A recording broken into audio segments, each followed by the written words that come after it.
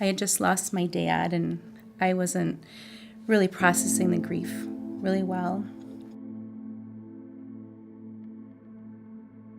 I felt very overwhelmed and very emotional, and I just looked up and just said, God, just take me now. I'm all done. I'm all done with everything. Then I knock at my door. Mom, it's time to go to Jack's house.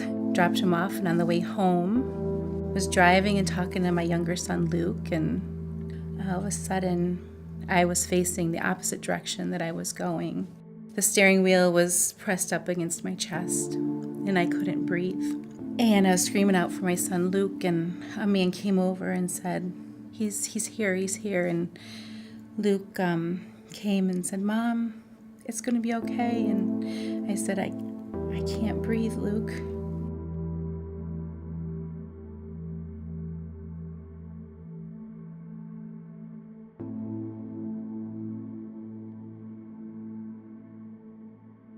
At first, it was very dark and scary and very cold. I had all this anger and bitterness and all this stuff towards God, and I guess I wasn't really thinking about Him at the time until all of a sudden I saw this little light appear. And as I went towards it, it got bigger and bigger. I became less fearful, not scared, not anxious. I had saw some people on my way up there, all really new, and they had brand new bodies, and you could tell it was them, but they were like younger before I even knew them. Then the light got really bright, and there was God standing there, and to the left of God was my Father.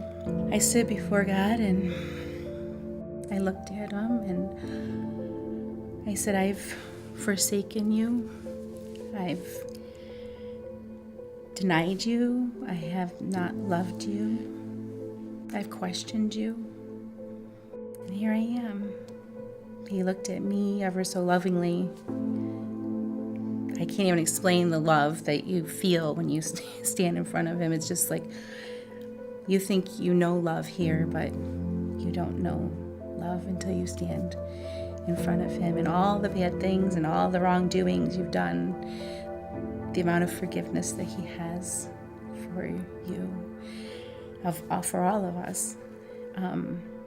He looked at me and placed His hands on me, and He said, not now. Then I woke up 11 days with a whole Humpty Dumpty to have to repair, and I believe God repaired it all.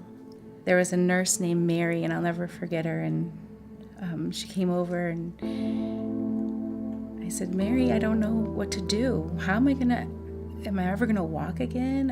Am I ever going to have my own business again, be able to take care of it? And what about being a mom and a wife and all these things that I used to be just to be independent? She goes, honey, you got to give it to God. You just got to give it to Him, and He'll take care of it all. You should know that by now.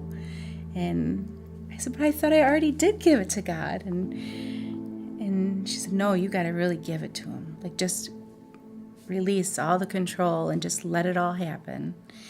And from there on, it was probably the best thing anybody could say to me in the hospital. And I just kind of gave in and just let it all happen. And it was very hard to surrender your independence and to surrender control.